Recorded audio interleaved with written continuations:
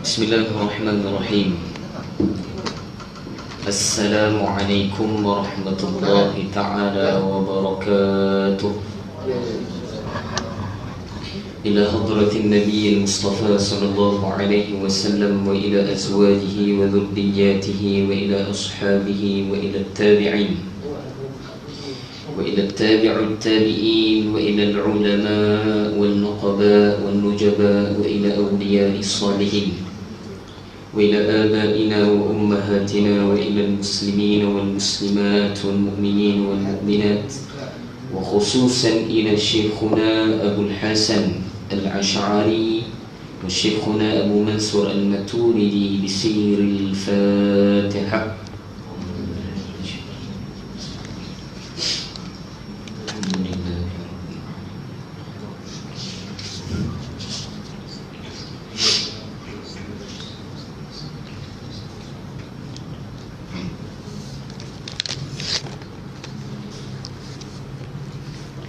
إن الحمد لله نحمده ونستعينه ونستهديه ونستغفره ونؤمن به ونتوكل عليه ونعوذ بالله من شرور أنفسنا ومن سيئات أعمالنا.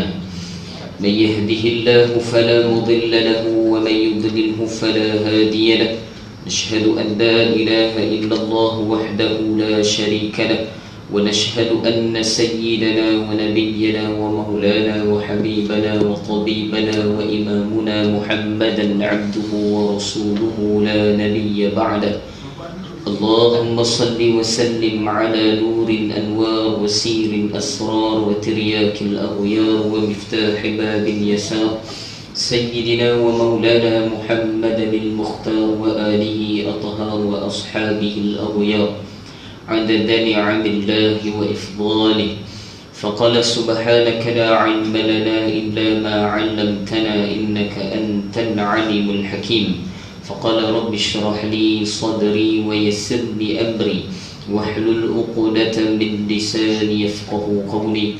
اللهم اغفر لنا ما قدمنا وما أخرنا وما أسررنا وما أعلنا وما أسرفنا وما أنت أعلم به منا. أنت مقدم وأنت مؤخر لا إله إلا أنت يا مقلب القلوب ثبت قلوبنا على دينك وعلى طاعتك. سبحانك إنا كنا من الظالمين ولا حول ولا قوة إلا بالله العلي العظيم. أما بعد. Sahabul fadilah, para alim ulama, para asatizah yang saya muliakan, tuan pengurusi kita, Haji Zul kita, barisan para imam, para bilan, para ahli jatuh kuasa Madrasah Ar-Raudah, seterusnya muslimin muslimat yang dirahmati Allah Subhanahu wa taala. Tak saya lupakan pada bunda saya, semoga Allah taala beri afiah, berpanjang insya-Allah. Lama dah dia tak duduk dengan saya ni. Alhamdulillah, pertama sekali syukur pada Allah atas limpah rahim daripada Allah Subhanahu wa taala. Allah masih pilih kita untuk berada dalam rumah Allah Subhanahu wa taala. Satu kurniaan yang besar, dan benda ini semua kita akan lihat bila kita tinggalkan dunia ni besok. Manfaat amalan amal agama ini para ulama sebut kita akan tahu bila kita tinggalkan dunia ini. Setiap hari para ulama sebut amalan yang kita lakukan yang berkaitan dengan agama Allah Subhanahu wa taala, baik pada sudut ibadatnya, baik pada sudut muamalatnya ataupun muasyaratnya ataupun akhlaknya, seluruh kehidupan kita yang berkaitan dengan agama Allah Subhanahu wa taala, semuanya setiap hari akan dibawa menghadap Allah Subhanahu wa taala. Jadi kita kena tahu ni. Para ulama sebut, ada pandangan mengatakan, kata Tuan Guru Haji Hanafi Abdul Razak, menerusi hadis baginda Nabi sallallahu alaihi wasallam, setiap hari Isnin dan Khamis akan diangkat setiap amalan mingguan kita. Maksud diangkat amalan mingguan ni, maksud dia apa? Setiap daripada penduduk langit, yakni dihuni oleh malaikat Allah Subhanahu wa taala, akan mengenali kita melalui amalan yang kita buat. Dapat semua? Tu kena tahu tu. Setiap hari amalan yang akan naik, dan mingguan yang akan naik, dihimpunkan mingguan adalah setiap hari Isnin dan Khamis akan naik ke langit. Para ulama sebut kalau orang tu biasa dengan masjid, dengan surau, dengan solat berjemaah, maka amalan dia akan dikenal oleh malaikat besok. Malaikat juga macam kita, ulama sebut mereka akan sering perkatakan antara satu sama lain, orang ni amalan dia sekian. Saling bercerita, kau tahu tak amalan orang ni begini, kau tahu tak amalan orang ni begini.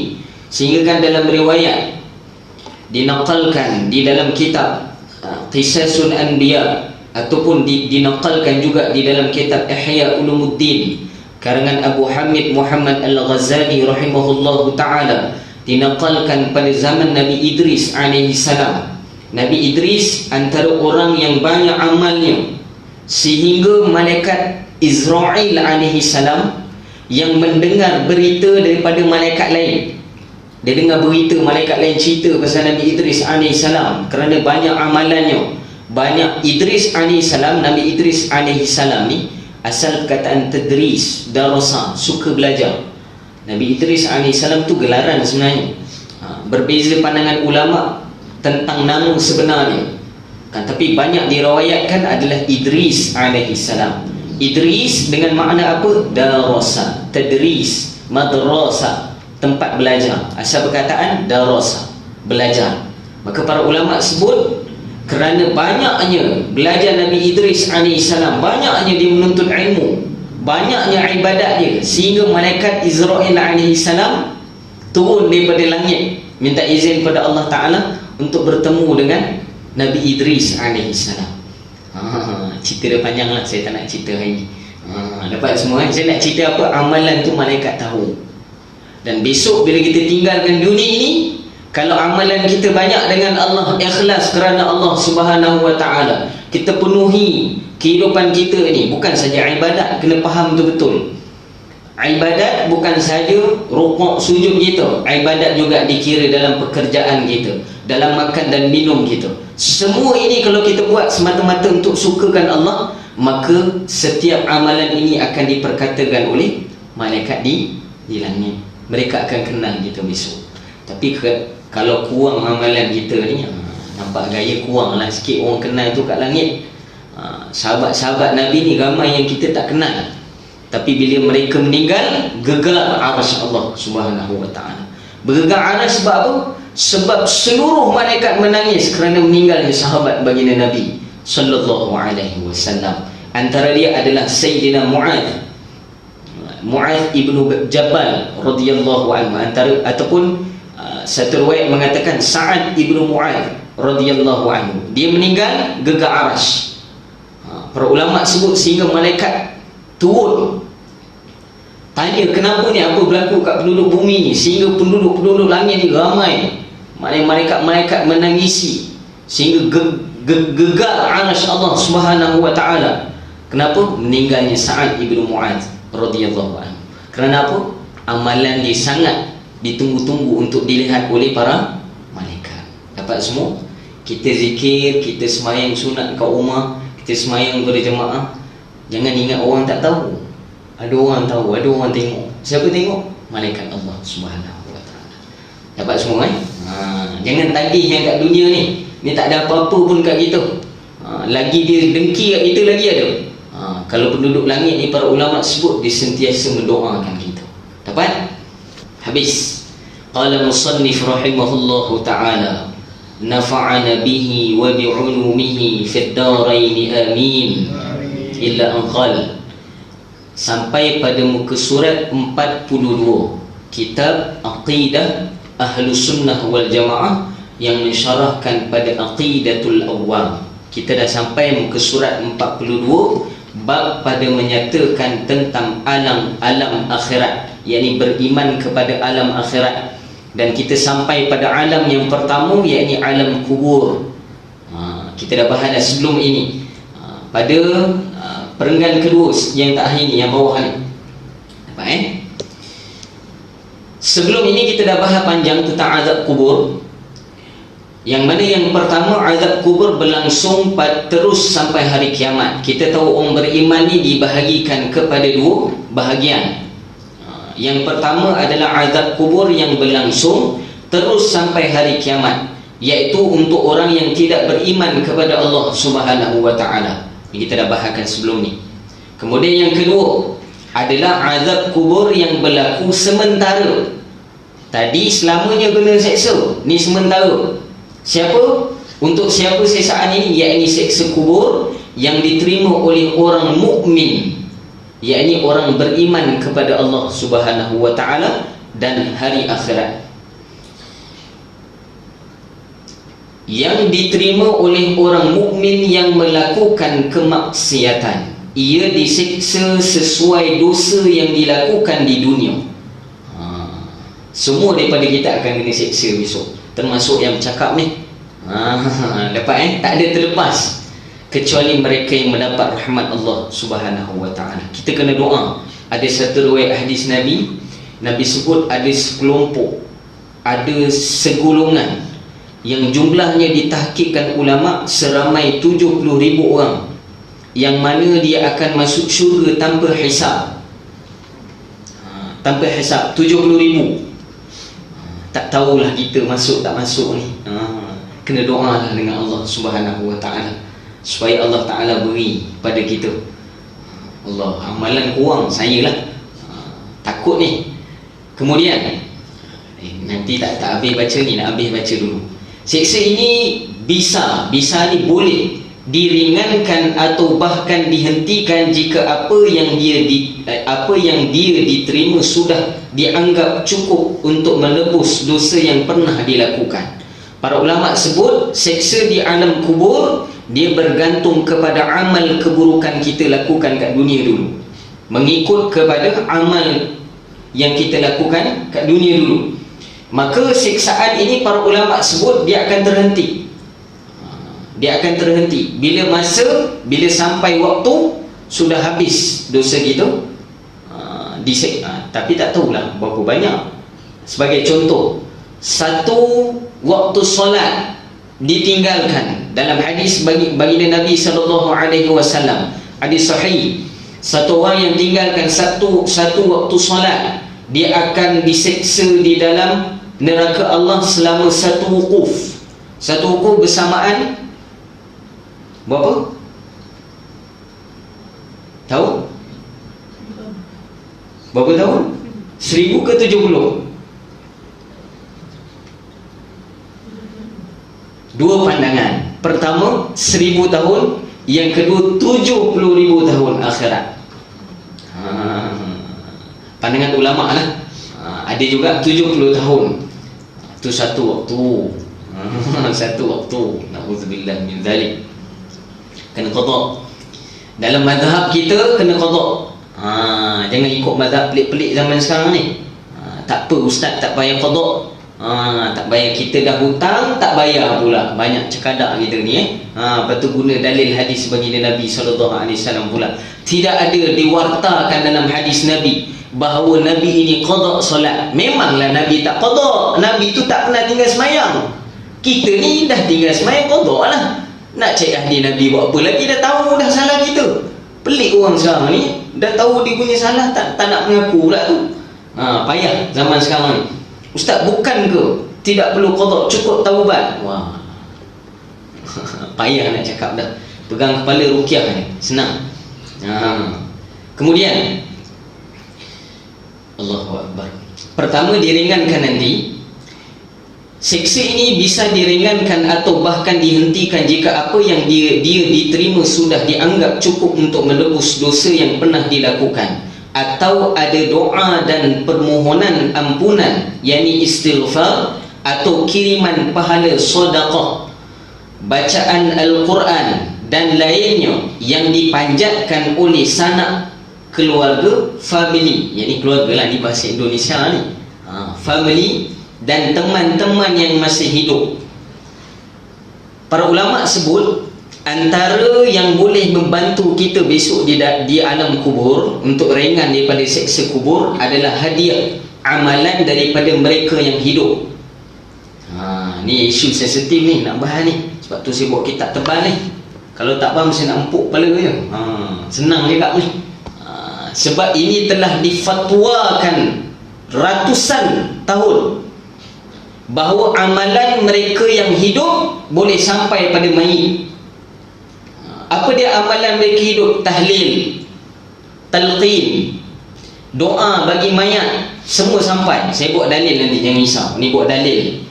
Para ulama mengatakan amalan kita sampai kepada mayat. Amalan kita sampai pada mayat. Pertama, ada pandangan mengatakan, sebahagian orang sekarang, zaman sekarang ni, dia kata bahawa mereka yang masuk ke dalam kubur terputus amalannya dengan orang yang hidup di dunia. Menurut pandangan ulama, dia mengambil pandangan daripada mana? Pandangan daripada Al-Quranul Karim, surah An-Najm ayat 39, wa anna laysa lil insani illa ma sa'a. Dia kata ayat ini tidak dan tidaklah bagi seorang kecuali apa yang telah dia kerjakan. Dia kata mereka yang meninggal ni tak ada kaitan apa dengan orang hidup. Maksud dia orang hidup ni tak boleh hadiahkan pahala dia. Kan kita akan hadiahkan Al-Fatihah, kan? Tahlil kita, Quran kita, baca Yasin kita hadiah, betul? Pada orang mayit. Ada sebahagian pandangan zaman sekarang ni, bukan zaman sekarang, dulu dah ada dah, terkubur, sekarang ni naik balik pandangan ni.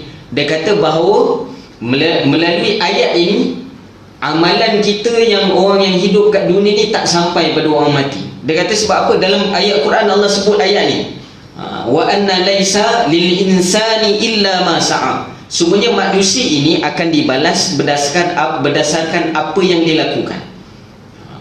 Zahir ayat, betul tafsir tu, bukan tafsir. Zahir ayat kalau faham, dia terjemah makna ayat macam tu memang betul. Tapi kalau ikut pandangan para ulama, ini digolongkan dengan fahaman zahiri. Pandangan ulama mengatakan mereka yang tafsirkan ayat ini sebegitu, yang ni dia kata terputus amalan tu, dia kata maksud dia amalan kita tak boleh hadiah daripada orang mati. Itu adalah pandangan yang dikeluarkan oleh mereka yang berfahaman zahiri. Zahiri ni apa? Yang mengambil makna terjemahan sahaja, zahir makna ayat. Ataupun zaman sekarang senang sebut Wahabi. Senang sebut. Dapat semua? Faham ke? Live ni saya sebut ni. Lama tak sebut dah. Saya tak kisah dah. Kat UAE dulu dah selalu bahang orang macam ni dah.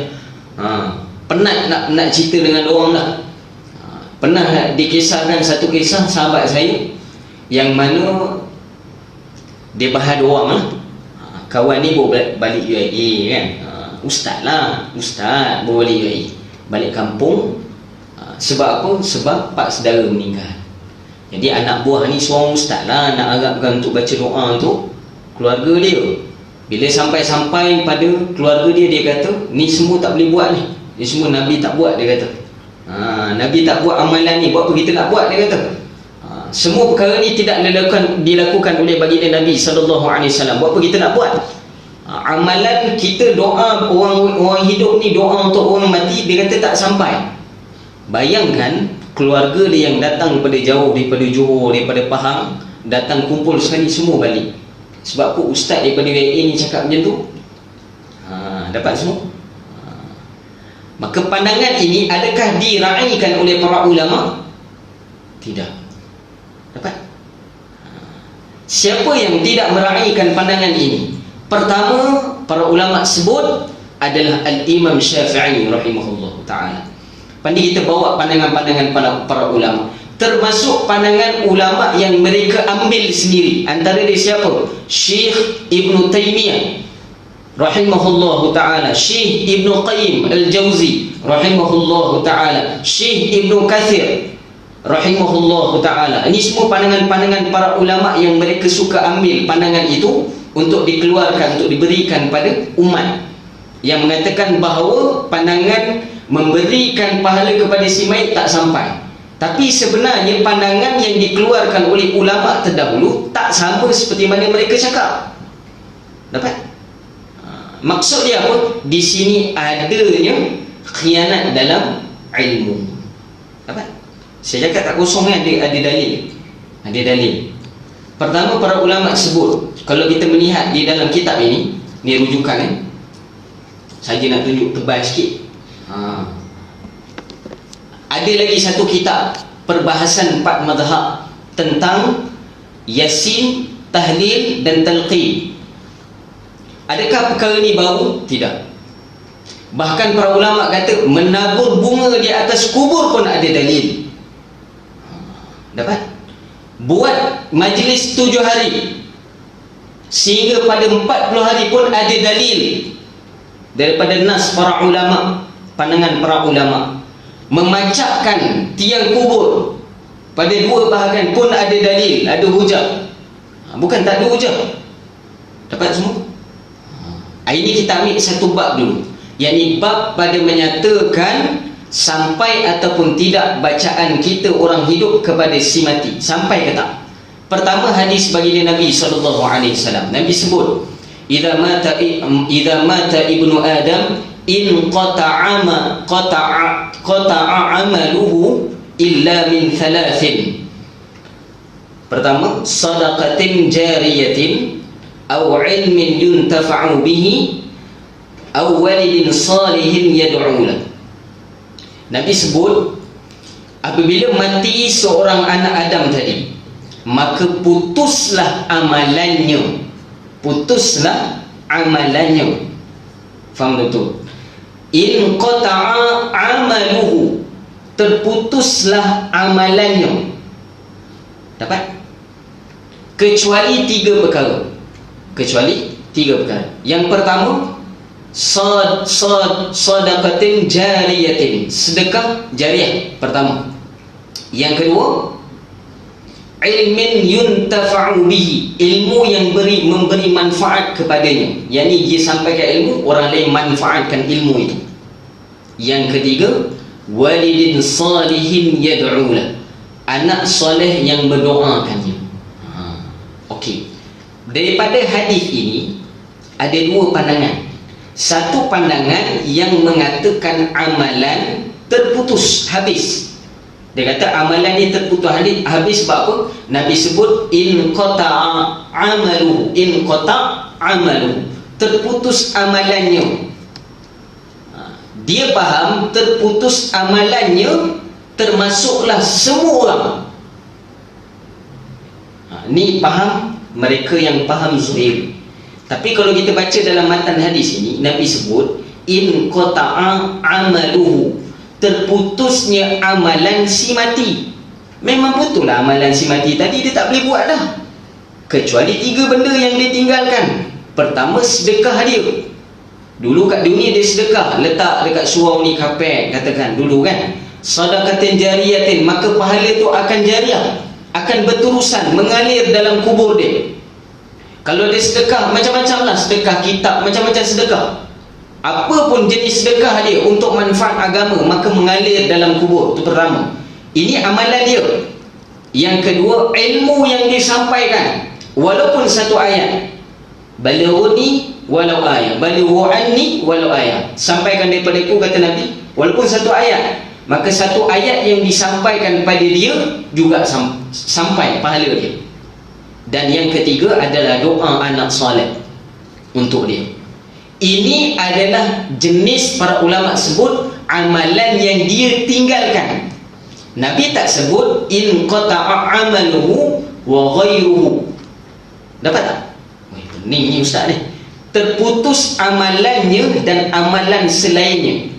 Nabi tak sebut macam tu, tapi Nabi kata terputus amalan dia sahaja. Nabi tak kata terputus amalan orang lain, tak. Amalan dia dan amalan orang lain, tidak. Tapi dalam hadis ni Nabi sebut terputus amalan dia sahaja. Maka dalam hadis ni, kalau kita nak tafsirkan hadis ini, mengatakan amalan orang lain tak sampai kepada si mayit, salah. Sebab dalam hadis ni Nabi kata hu, dhamir tu balik pada si mayit. Qata'a amaluhu, hu itu balik pada dhamir, tak ada kena-mengena kepada selain daripada si mayit. Maka para ulama sebut, mengikut pandangan para ulama kita Ahlus Sunnah wal Jamaah, amalan selain pada si mayit tetap sampai. Jelas? Jelas? Dapat? Maksud dia apa? Walaupun tak ada kaitan, saya dengan dia tak ada kaitan darah, bukan anak soleh ke, bukan anak murid yang amalkan ke, ataupun bukan diberikan sedekah melalui, tak ada kaitan dengan dia, tapi saya nak doakan untuk dia. Sampai tak? Sampai. Dapat? Pertama. Yang kedua, hadis baginda Nabi SAW. Tadi hadis yang pertama. Yang kedua, kalaulah amalan ini tidak sampai, maka Nabi tak ajarkan doa Allahumma ghfir lahu warhamhu wa'afihi wa'fu anhu. Doa tu imam je baca ke ataupun makmum semua baca? Jawapan dia, semua kena baca, ataupun imam tak dia baca, kena anak dia baca. Sebab apa? Imam tak ada kaitan dengan dia, tak sampai doa. Dapat? Jelas? Maka sampai ke tak? Sampai. Saya buat dalil lagi. Di dalam pandangan ulama juga, kata Syekh Ibn Qayyim Al-Jawziyah di dalam kitab Ar-Ruh. Kenapa Ustaz ambil kitab Syekh Ibn Qayyim? Syekh Ibn Qayyim ni siapa? Antara rujukan mereka yang bermazhabkan ataupun pandangan zahiri.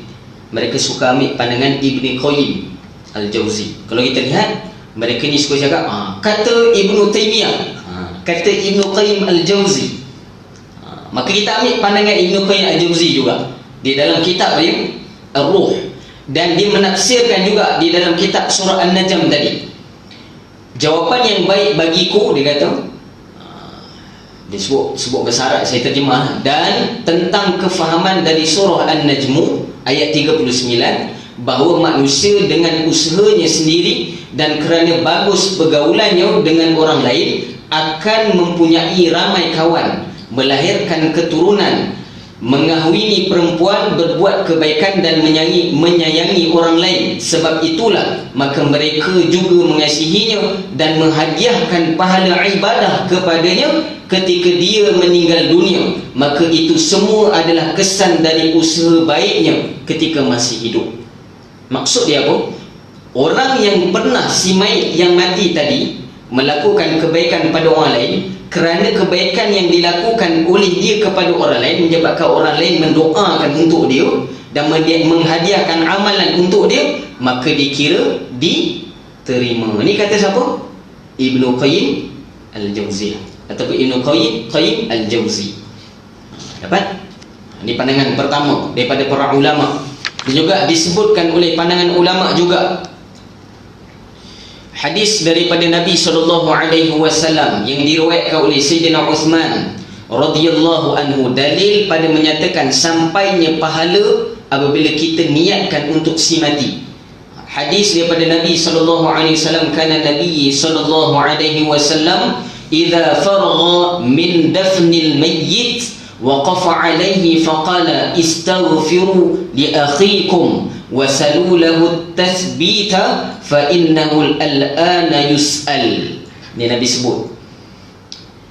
Hadis riwayat al-Imam Abu Dawud rahimahullah taala adalah telah menjadi kebiasaan Nabi SAW apabila baginda SAW selesai dari pengkebumian, bila Nabi selesai daripada kebumi mayat, baginda SAW bertahan, yakni berdiri di tepi kubur. Ini kata siapa ni? Kata Sayyidina Uthman radhiyallahu anhu. Biasa sahabat akan lihat Nabi lepas kuburkan mayit, Nabi akan duduk di tepi kubur, berdiri di tepi kubur dan bersabda, mintalah keampunan untuk saudara kamu. Dapat? Istaghfiru li akhikum, mintalah ampun untuk saudara kamu ini. Sebab apa? Dan pohonlah ketetapan baginya kerana dia sekarang sedang disoal. Dapat? Ini hadis baginda Nabi SAW. Juga pandangan para ulama di dalam kitab Fathul Mu'in. Banyak dalil dalam ni, banyak sangat dalil. Tapi saya nak datang ni nak bagi kuat. Tak ingat tak apa, yang penting yakin. Jangan debat dengan orang pula. Jangan debat dengan orang. Saya cerita ni bukan untuk debat, saya cerita untuk amal. Kalau mereka yang tak terima pandangan kita, terpulang. Kita tak jadi masalah. Terpulang. Dia tak nak anak dia ziarah, dia tak nak orang ziarah kubur dia, terpulang. Kita tak tahu. Mungkin amalan dia lebih pada orang lain, saya tak tahu, wallahu a'lam. Ustaz kenapa cakap macam ni? Ya, sensitif benda ni. Amalan ini berkurun lama. Ni bukan adat Melayu. Baru ni sampai WhatsApp, amalan Islam versus amalan Melayu. Amalan Islam versus amalan Melayu. Antara dia apa? Talqin, tahlil. Saya boleh baca ni dalam ni. Wa na'udzubillah min dzalik. Kenapa ustaz begitu sensitif? Sebab ulama dah keluarkan fatwa. Kita yang baru datang ni, yang baru mengajar hadis baginda Nabi SAW, baru nak kenal fa'il madhi, baru nak kenal fa'il mudhari', baru nak kenal fa'il amar, baru nak kenal isim, baru nak kenal harf jar dalam bahasa Arab. Itu pun tak kenal lagi.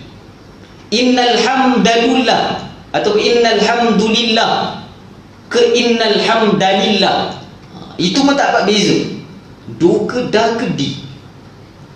Biasa alhamdulillah, tapi bila inna kena letak macam mana pula? Baru nak kenal tu, kita telah Rad ni apa? Telah menolak pandangan para ulama terdahulu. Sedangkan ini pandangan siapa? Ratusan tahun dulu punya ulama dah bahas awal dah tentang sampainya pahala kepada si mayit. Dapat? Satu lagi boleh Senyap ni semua marah ke?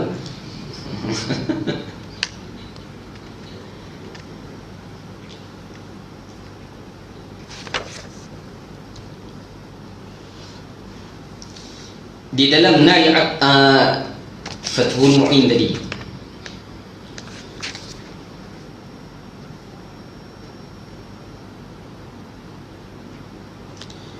di dalam kitab An-Nail Al-Aqar menyatakan bahawa disebutkan anna al-insani an yaj'ala thawaba 'amalihi li ghairi salatan kana aw sawman aw hajjan aw sadaqatan aw qira'ata qur'anin aw ghaira dhalika min jami'i anwa'il birri wa yasillu dhalika ila al-mayyiti wa yanfa'uhu.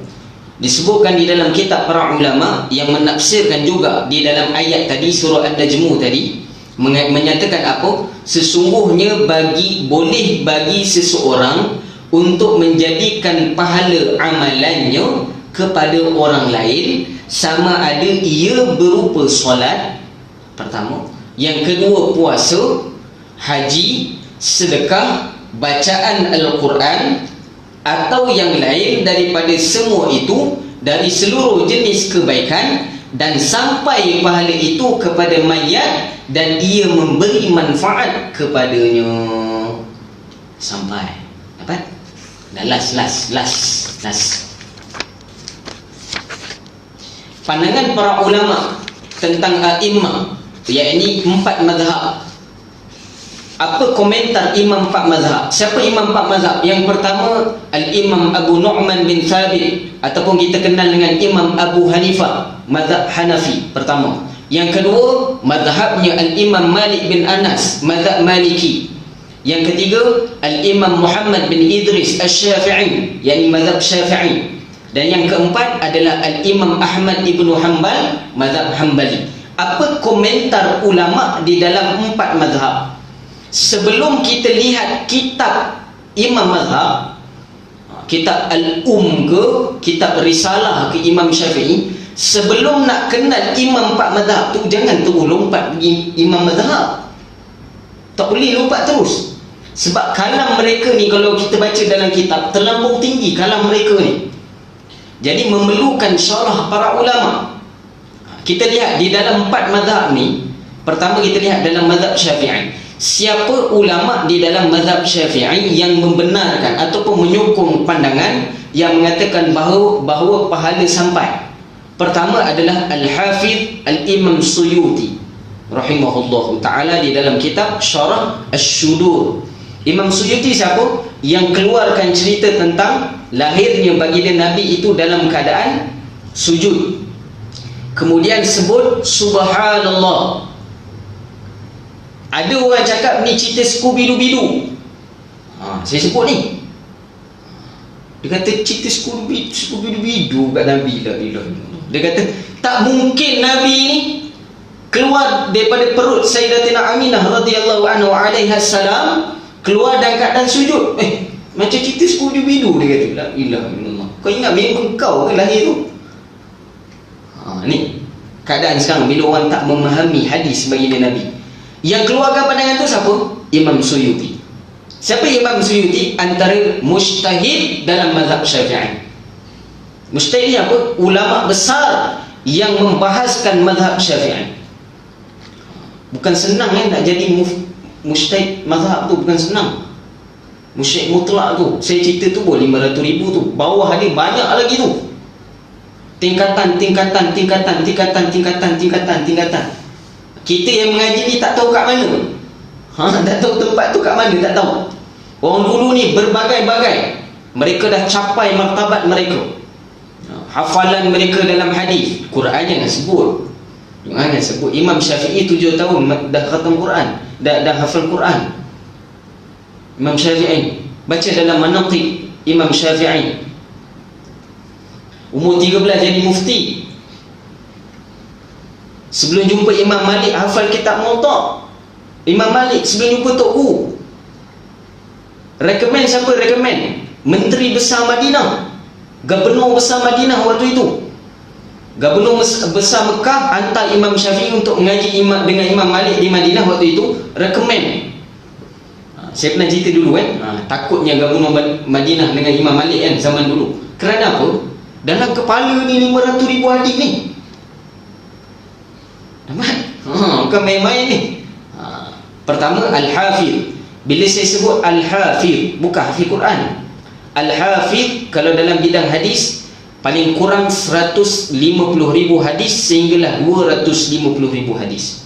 Dia ada tingkatan, ada piramid dalam mustalah hadis. Pertama digelarkan muhaddis, yang kedua digelarkan musnid, ketiga digelarkan Al-Hafiz, yang keempat digelarkan Al-Hakim, yang kelima digelarkan Amirul Mukminin fil hadis. Dia ada tingkatan.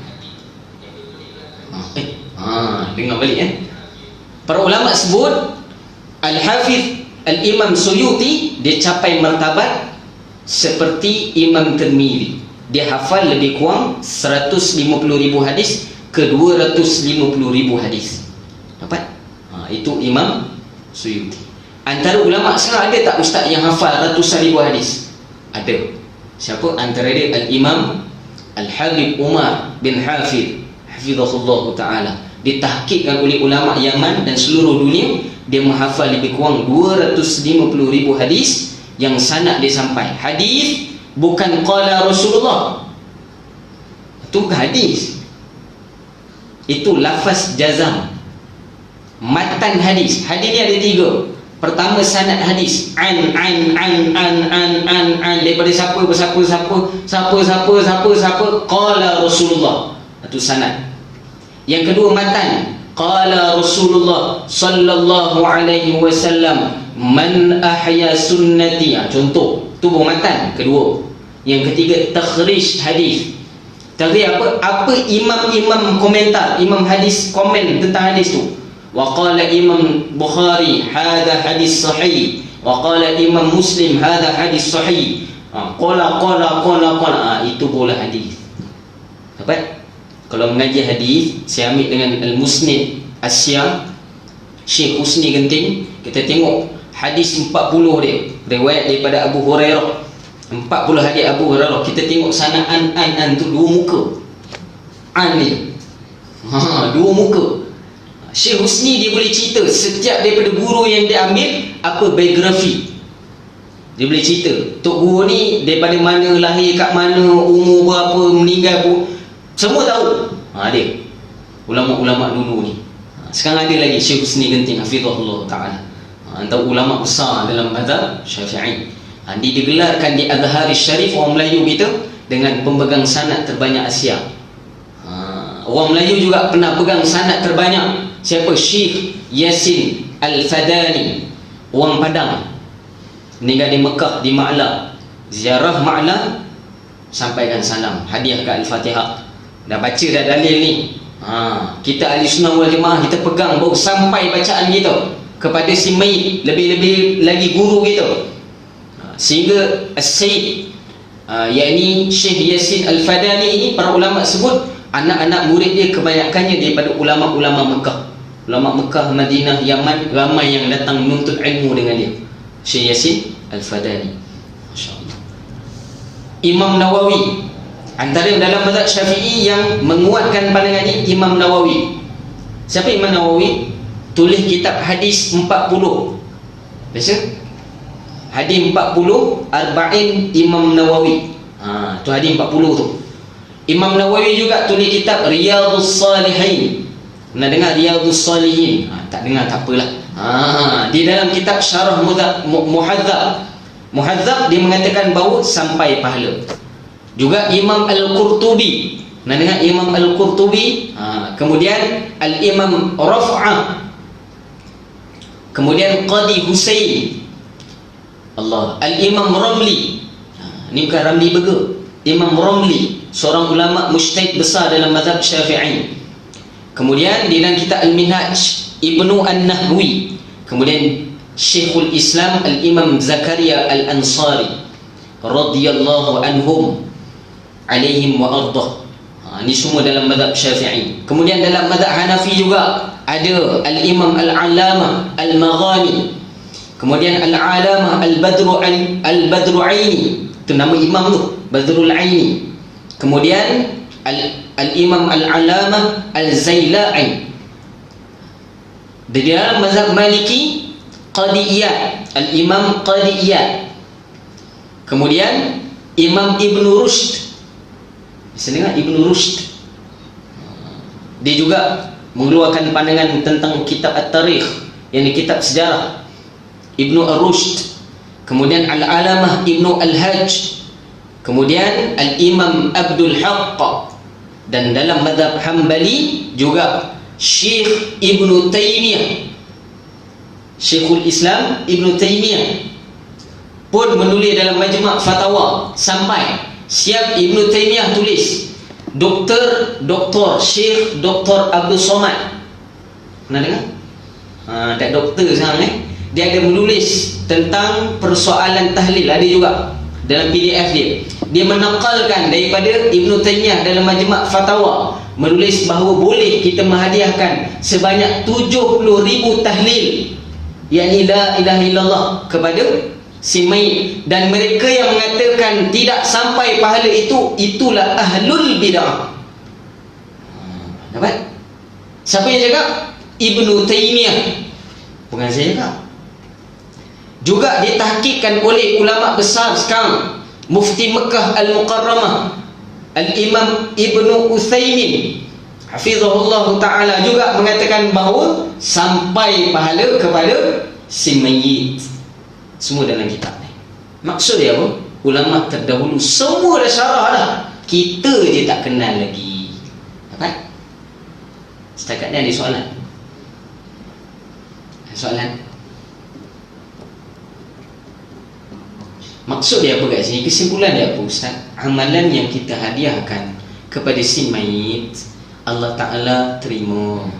Tu je nak cerita. Tadi tak marah, suara je kuat. Tak marah tu, suara je kuat. Para ulama sebut, kita nak tahu amalan kita sampai ataupun tidak. Sehingga kan para ulama sebut di dalam beberapa kitab, khususnya dalam mazhab Syafi'i di tanah Melayu kita, amalan ini telah menjadi tradisi. Saya kena betulkan pandangan kita. Amalan-amalan yang berada di tanah Melayu, Yasin malam Jumaat, tahlil, talqin, amalan ini bukan adat. Kena ingat betul-betul. Hebatnya Islam di tanah Melayu, sehingga amalan-amalan yang diamalkan oleh Islam di tanah Melayu ini, orang Melayu kita menjadikan dia sebagai adat. Menjadi adat bagi kita. Maksud dia apa? Menjadi kebiasaan bagi kita dah. Hebatnya orang Melayu ni mengamalkan Islam. Dapat? Dia bukan adat orang Melayu. Salah tu. Tafsiran adat orang Melayu dengan perkara Islam tak boleh cerita macam tu. Kalau saya tanya Melayu tu datang dari mana pun kita tak boleh sebut. Melayu tu perkataan mana Melayu? Asal perkataan mana? Kita nak cerita dalam kitab. bahar ulama, Bidayatul Hidayah wa Nihayah, karangan para ulama juga di tahqiq dan kitab Pemuda Tauhid. Melayu ini dinamakan sempena nama di dalam Al-Quran Al-Mala'u, kepala. Dihadiahkan oleh siapa? Syekh Abdullah Al-Qumairi rahimahullahu ta'ala Al-Yamani, seorang ulama besar daripada Yaman yang bertanggungjawab menyebarkan Islam di tanah Melayu dulu. Dapat? Jelas? Sebelum kita hujah satu benda, kita kena tahu asal usul. Dapat? Jelas maksud dia apa? Amalan yang kita lakukan sebelum ini, dia bukan amalan adat. Tu adat Melayu je ustaz, tak buat. Janganlah pukul kata. Kita tahu satu benda, tak semestinya satu benda tu melingkup, merangkumi semua benda, tak. Dapat semua sehingga amalan kita orang Islam tanah Melayu ini menjadi adat kebiasaan kita dah mengamalkan perkara tadi. Dapat? Maka saya nasihatkan di sini, mereka yang mengatakan ataupun bercanggah dengan para ulama, kita yang mendengar pandangan yang bercanggah dengan para ulama, tinggalkan pandangan itu. Berapa nak pening-pening? Lepas ni mesti lagi pening. Nak lama kahwin sama sendiri, pening. Ni siapa kata ni? Datuk Usman kata, Al-Muhammadi. Waktu dia bahaskan bab ini, dia kata lama kelamaan budaya ini akan menaikkan satu perkara yang tak baik untuk kita. Iaitu apa? Kita memandai-mandai dalam mentakrifkan hadis baginda Nabi SAW. Kita tak pandang dah ulama-ulama.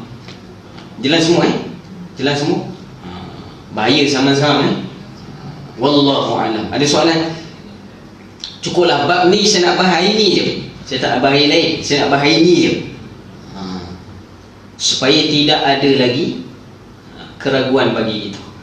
Cukup saya datangkan dalil Quran, hadis dan pandangan ulama dalam mazhab. Cukuplah. Kalau dia kata dia lagi hebat daripada imam mazhab, saya tak tahu nak cakap lah. Tak tahu nak cakap lah. Terpulang lah.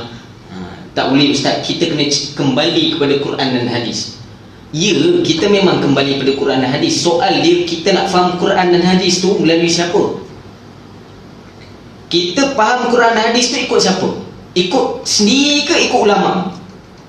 Kadang-kadang perkataan kita ni seumpama kita nak cakap kita lebih faham Quran dan hadis lebih daripada imam mazhab, Imam Syafi'i. Dapat? Jelas Wallahu a'lam. Ada soalan? 9 lah. Lebih sikit lah. Ustaz, bagaimana pendapat Ustaz macam seorang anak mempunyai bapa yang masih hidup, tapi dia selalu sedekah Al-Fatihah untuk bapa dia. Bapa dia masih hidup. Kalau mak ayah kita masih hidup, boleh tak kita hadiahkan Al-Fatihah kepada mereka?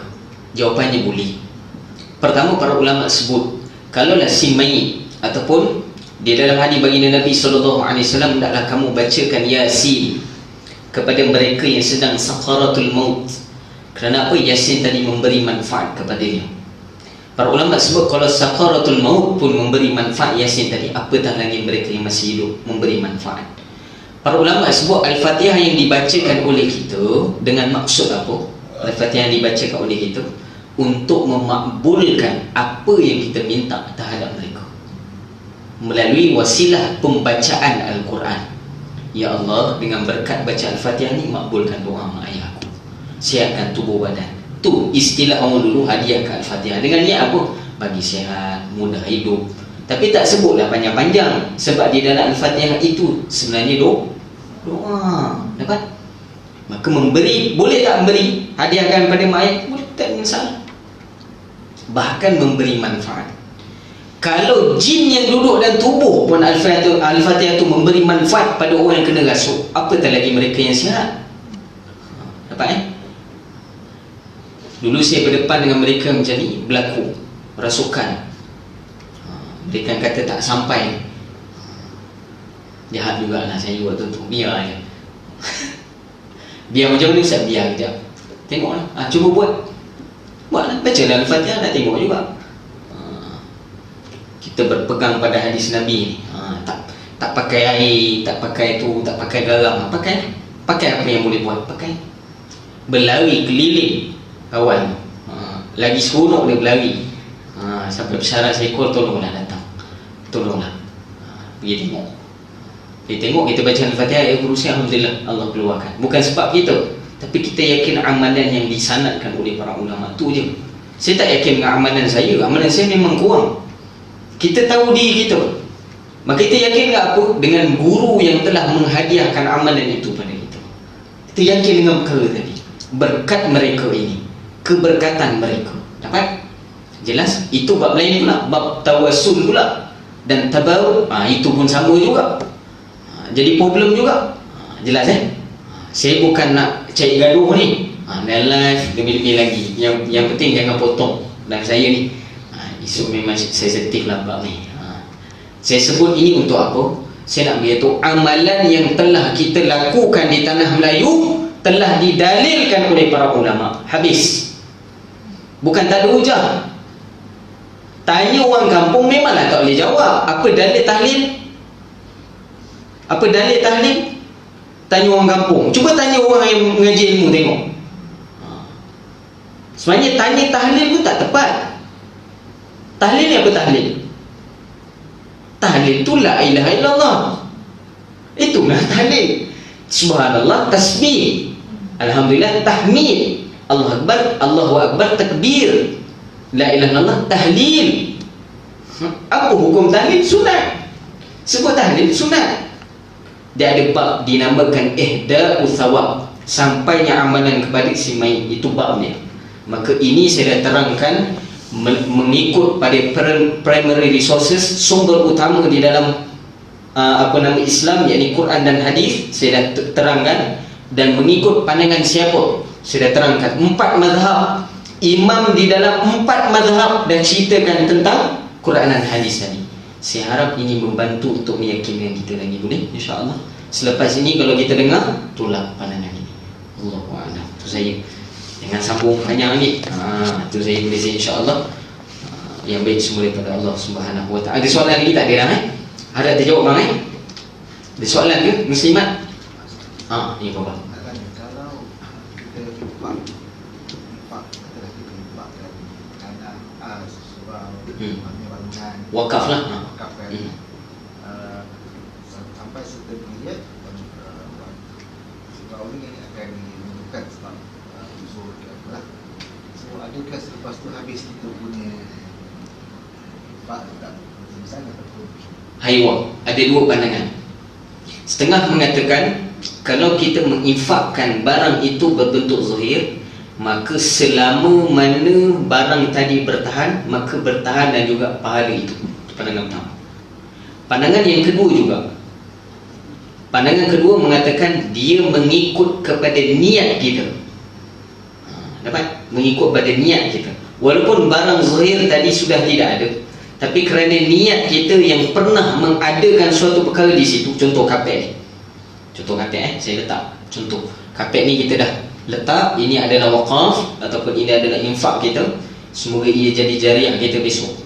Ustaz, kalau jariah tu bagi orang mati, kalau bagi orang hidup, jariah ni macam mana pula? Inilah punca rezeki kita mudah.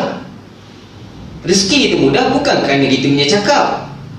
Rasa kita punya cakap hebat kan? Saya ustaz profesional cakap ni. Sekali Allah bagi sakit gigi je ya. Tak boleh cakap dah. Tergigit lidah dia tak boleh cakap.